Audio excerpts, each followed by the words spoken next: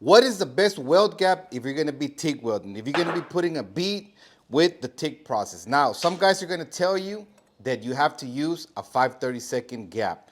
Some are gonna tell you to use a 3/16 gap. What do I use? I keep it simple. If I'm welding 2-inch, 4-inch, 6-inch, I use a 5/32 gap.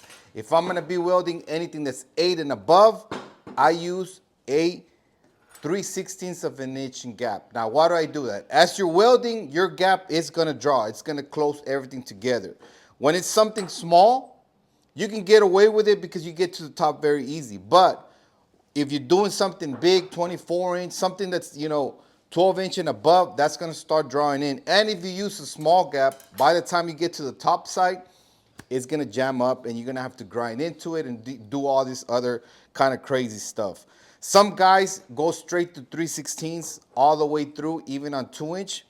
This is my personal preference. Again, to keep it simple, 8-inch and above, I use a 3/16 gap, and anything below that, I use a 5/32 gap. Which gap do you use? Let me know in the comments.